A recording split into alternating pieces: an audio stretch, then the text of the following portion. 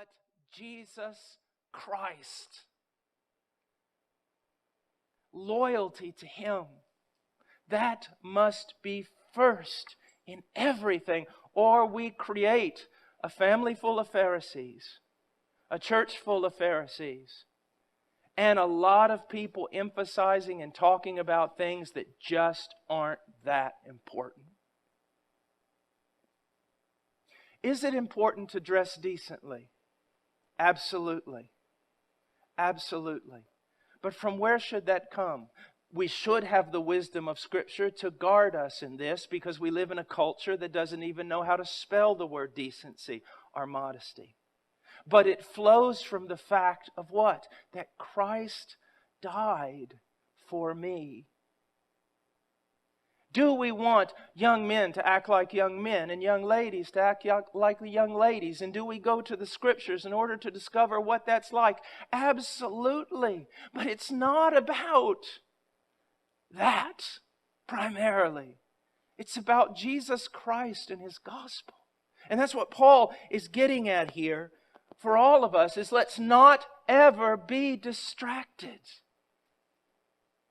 from what is the corpus, what is the main, what is the core, what is the foundation of our Christian life.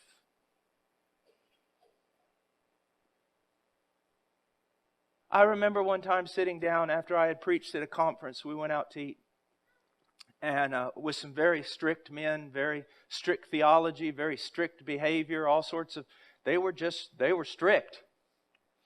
And I remember this young guy comes walking up to us. He was our waiter. And I mean, he had more bracelets on than my wife has ever even owned. He had blonde hair with flippy little things and all sorts of weird glasses on. And I mean, he was something. All right? He saw my Bible. And he walks up, he's got our water, and he walks up and he sees my Bible. And he goes, dude, you got a Bible. I go, yeah, I do. He goes, cool. He goes, I got one of them. I go, great. And I looked at the faces of those men. They were mad. They were just mad. They were probably thinking, yeah, I bet it's one of those liberal translations. Something, And I said, really? He goes, yeah. He goes, I was seeking and I was seeking and I was seeking and I was seeking for God, and I found Him. And I saw those theologians just going, I could just see them. I could just see their wheels are turning. You weren't seeking for God. No man seeks for God. I go, really? You seeking for Him? Yeah. You found Him? Yeah. Good news.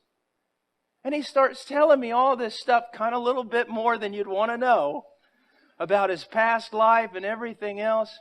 And he walks away to get our meal. And I looked back at those men and I said, you know what?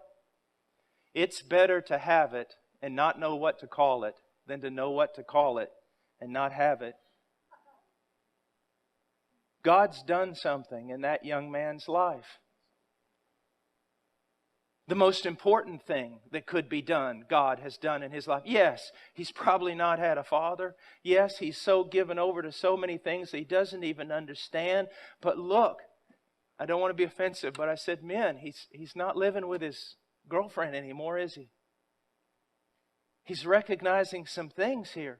What did that? The gospel did it. Now let's come along and help this guy and try not to mess him up with all our little emphasis that are not emphasis. Let's try to help him, love him. Let's gospelize him.